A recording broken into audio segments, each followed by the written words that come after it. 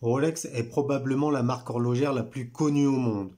Derrière un marketing très agressif, des produits simples mais efficaces, se cache une manufacture qui ne laisse rien au hasard. Ce n'est pas pour rien si Rolex est devenue une des compagnies les plus puissantes au monde. Cette dernière décennie, la bulle Rolex et la bulle qui gravite autour des plus belles marques horlogères ne cesse de gonfler, de gonfler, de gonfler pour atteindre des tarifs complètement hallucinants sur le marché de l'occasion et voire même sur le marché des produits neufs. On peut donc se demander jusqu'où ira cette croissance phénoménale et si cette bulle finira un jour par exploser. En effet, toute bonne chose a une fin et un jour les ultra riches comprendront peut-être que c'est ridicule d'acheter des montres tout acier à des tarifs exorbitants alors que ce sont des montres qui ne proposent quasiment aucune complication. Quoi qu'il en soit, dans cette vidéo, on va essayer de comprendre un petit peu cet engouement et principalement l'engouement autour des produits Rolex. Si Rolex est devenue LA marque de montre incontestable du monde horloger, ce n'est pas par chance ou par hasard. Dès le début des années 1900, Hans Wilsdorf développe le projet de sa vie, concevoir des montres bracelets élégantes, précises et fiables. Dès le départ, il souhaite proposer des montres de qualité. C'est pourquoi ces pièces horlogères sont équipées de mouvements de grande précision fabriqués par une manufacture suisse située à Bienne. Très vite, le fondateur de génie sait que le succès réside dans la qualité du produit, mais aussi à travers un marketing puissant. C'est pourquoi ces montres portent un nom court, prononçable dans toutes les langues. Il fallait qu'ils puissent être inscrits sur le cadran sans pour autant pénaliser la lecture de l'heure. En 1908, Rolex voit le jour et c'est alors le commencement de la success story que l'on connaît tous. La réputation de la marque suisse est intimement liée à la conquête de la précision chronométrique. D'ailleurs, Rolex recevra le premier certificat suisse officiel accordé par le Centre officiel d'évaluation des montres de Bienne. Réussir à acquérir une montre Rolex est le Graal ultime de nombreux passionnés. Le marketing Rolex est bon et les produits sont d'excellente qualité. Sans être des montres de haute horlogerie, les montres Rolex sont des garde-temps relativement onéreux réservés aux connaisseurs. Oh là, mais ça c'était avant. Désormais, ces montres made in Suisse sont autant convoitées par les petits passionnés de montres que par des spéculateurs en quête de bénéfices mirobolants. Et c'est bien ça le souci. Ces dernières années, la demande a explosé alors que l'offre est restée la même. Il en résulte que la quasi-totalité des produits sont désormais en pénurie chez tous les distributeurs officiels. Comme pour la majorité des passionnés, ma déception elle est énorme puisque j'ai économisé pendant plusieurs années pour pouvoir acquérir ma première Rolex et une fois que j'ai été chez le détaillant, il m'a plus ou moins envoyé péter, d'ailleurs pas forcément de manière très sympa et du coup grosse déception. Cette impossibilité d'acquérir une montre Rolex en concession par le canal, j'ai envie de dire par le canal traditionnel, de vente traditionnelle, ça aide Rolex à conserver le mythe, mais ça, finalement je pense que ça dessert leur cause parce qu'on est passé d'un marché de passionnés à un marché de spéculation. Malgré que cette pénurie, qui selon moi est plus ou moins programmée, desserve le petit consommateur en quête d'assouvir un rêve, cette crise Rolex a fait des heureux les vendeurs sur le marché secondaire. Alors ces dernières années, un grand nombre de boutiques de vendeurs du marché gris a inondé le marché en proposant des montres introuvables en concession. Évidemment, le tarif est en adéquation avec la rareté et avec la difficulté à sourcer une montre de manière légitime. Souvent critiqués, ces professionnels de la montre d'occasion ne font que leur métier et souvent ils se positionnent en fonction de l'état actuel du marché.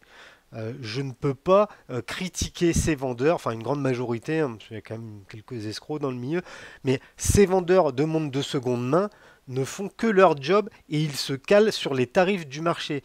Si eux achètent une Rolex Daytona Panda Dial à 45 000 euros, il ne va pas vous la vendre à 13 000 euros prix public, évidemment, c'est la logique même. Donc on ne peut pas vraiment leur reprocher, ce n'est pas eux qui font le marché, finalement, eux c'est uniquement les fournisseurs du marché. Enfin bon, quoi qu'il en soit, le résultat reste le même, c'est que les montres, principalement les montres pro de chez Rolex, ont vu leurs tarifs exploser pour atteindre des montants complètement délirants. J'ai pris un exemple d'une montre que j'ai possédée, que j'avais acheté aux alentours des 17 000 euros il y a quelques années. Il s'agit de la Daytona blanche subdial noir, bon modèle hein, que beaucoup aiment. Aujourd'hui, cette montre, qui est vendue à peu près 13 000, 14 000 euros, prix Rolex, se vend plus de 50 000 euros.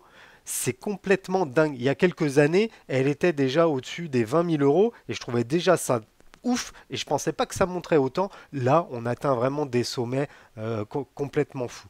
Même la Rolex 116 900, hein, la Air King, qui est pas forcément aimée par les communautés de fans, a pris là depuis le début de l'année un gap énorme pour dépasser les 13-14 000 euros quoi. C'est juste dingue. Initialement, seules les gammes pro étaient impactées par cette folie spéculative, mais désormais, même les collections classiques sourcent des difficultés d'approvisionnement et le tarif sur le marché gris est directement impacté.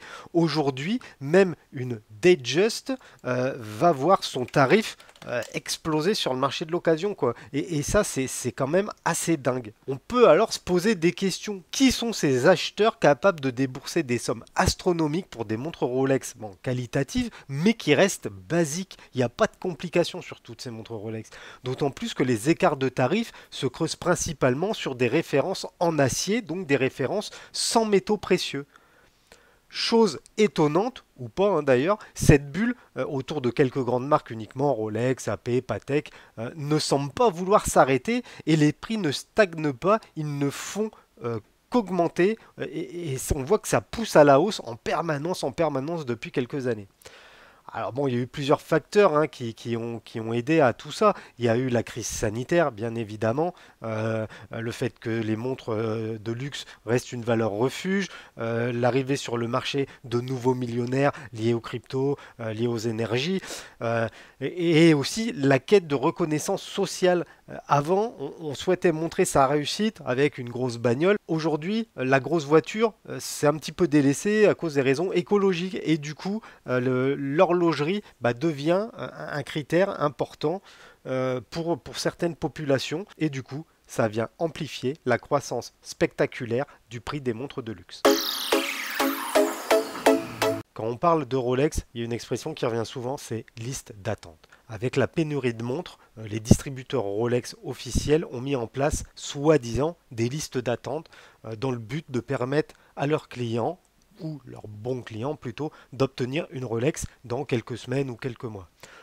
On va pas se mentir, ni se voiler la face, ça c'est de l'esbrouf et les AD font de toute façon comme ils l'entendent, même s'ils ont des directives hein, sur un blog, d'ailleurs sur un blog américain, j'ai zappé le nom du blog, ça avait fuité. Enfin bon, quoi qu'il en soit, chaque AD fait comme il veut et c'est tout à fait normal de copiner avec ses meilleurs clients. Ces histoires de liste d'attente, c'est une fumisterie sans nom. Là, je suis en quête d'une montre de naissance pour marquer un événement important de ma vie. Je me suis fait envoyer péter 3 fois. Il n'y a que à Nantes chez Prieur où la dame, la vendeuse, a bien voulu prendre mes coordonnées, mais j'ai très très peu d'espoir. Je trouve ça vraiment affligeant, vraiment navrant. C'est vraiment dommage. À l'heure actuelle, hein, le meilleur moyen d'obtenir une montre Rolex, c'est clairement le marché parallèle et l'occasion.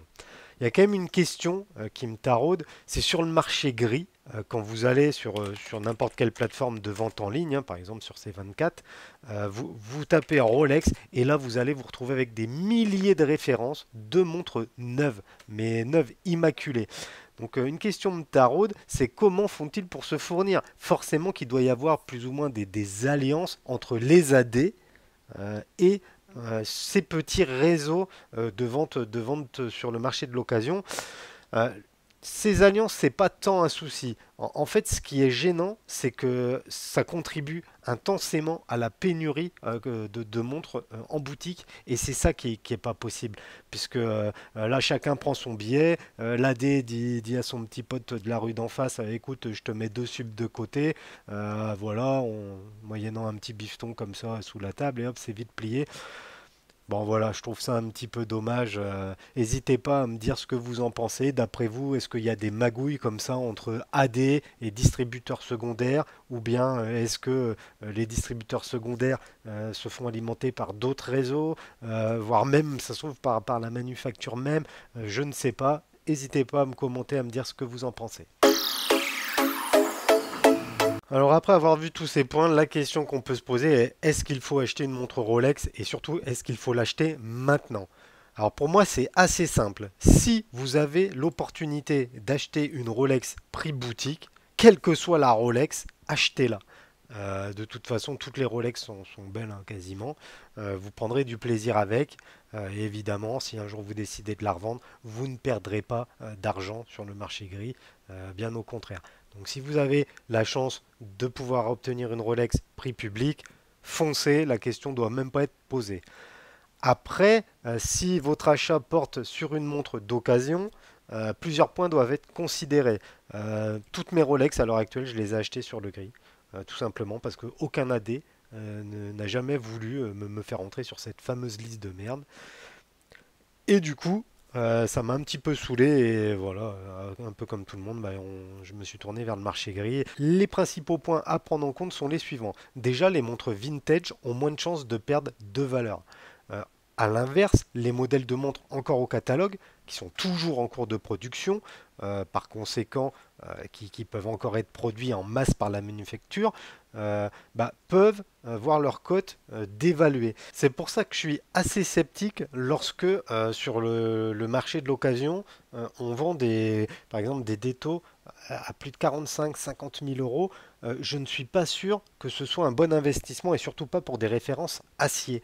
Là, on est sur des prix de gogol, la bulle monte, ça continue de monter. Alors, ça se trouve, d'ici 4 mois, elle vaudra 100 000 euros, hein, peut-être, mais c'est quand même possible que ces cotes finissent par redescendre parce que ce sont des modèles produits en grande quantité, mine de rien, hein, même si c'est produit à 50 000 unités par an, 100 000 unités, ça reste quand même des grosses productions, largement plus que les modèles vintage, par exemple que les Detto Zenith ou ce genre de montre. Du coup, prudence avec les modèles récents. Ensuite, les modèles acier sont aujourd'hui plus recherchés que les modèles Biton ou les modèles full métal précieux. Euh, Ça, encore une fois, autant je peux comprendre que l'on mette 30 000, 40 000 euros dans une montre tout en or avec le bracelet en or, bon voilà, parce que le grammage du métal précieux apporte de la valeur à la montre. Des sommes telles que celles que l'on voit là sur Chrono 24 pour une montre en acier, avec un mouvement voilà, qui n'est pas vraiment innovant, ça fait des années qu'on se le trimballe, même s'il y a eu quelques petites retouches. Bon, je suis assez sceptique. Ensuite, le full set sur les montres d'occasion, c'est pas forcément un gage de qualité ni d'authenticité et ça ne vous apportera pas la preuve que la montre n'a pas été bidouillée. Il y a beaucoup de magouilles, surtout autour de Rolex. On se retrouve avec les aiguilles d'une montre sur une autre, un cadran aftermarket, un cadran de service, un bracelet qui n'a pas les bons maillons, les bons maillons ou qui n'a pas les bons handlings. Enfin bon, du coup, tous ces petits éléments font que la montre peut subir une décote et évidemment, il existe des faux papiers. Vous doutez bien que, encore une fois, il faudrait être complètement con pour acheter une montre à 50 000 balles sur le Bon Coin ou sur Vinted. Là encore, favoriser les réseaux de professionnels du marché gris. Comme je le disais, ce sont des gens super sympas. Généralement, ils sont passionnés, voire même plus passionnés que les AD. Et ils connaissent leur boulot, ils connaissent leurs produits. Et surtout, c'est quand même un gage de qualité. Moi, je pense à Da Vinci, je pense à Watches World, je pense à Michel Vitini. Voilà, tous ces professionnels qui connaissent très très bien le produit et qui ne cherchent pas à baiser le client. Enfin, pour compléter un peu ce point, il existe sur le marché de nombreuses répliques, clones, hommages de montres Rolex. Achetez la sécurité, vous allez la payer plus cher, c'est sûr, mais au moins vous ne serez pas déçu. Comme souvent les amis, parfois vaut mieux dépenser un peu plus pour une pièce de qualité dont l'origine est connue en allant chez un vendeur de renommée, surtout pour des montres dont les budgets sont aussi élevés que chez Rolex. La qualité d'un vendeur ne va pas se mesurer par rapport à la taille de sa vitrine ni à la quantité de montres dont il propose. Renseignez-vous sur les réseaux sociaux. Généralement, les bons vendeurs ont bonne réputation, ils le méritent et c'est des noms qui reviennent assez souvent, donc renseignez-vous avant d'effectuer un bon achat. La vidéo touche à sa fin, n'hésitez pas à vous abonner à la chaîne, à liker la vidéo si ça vous a plu. Là prochainement, il va y avoir des tests de montres pas très connus mais pourtant qui proposent de très très belles choses. Il va également y avoir justement les revues sur mes dernières acquisitions Rolex. Donc pensez à vous abonner et moi je vous dis à bientôt les amis. Salut!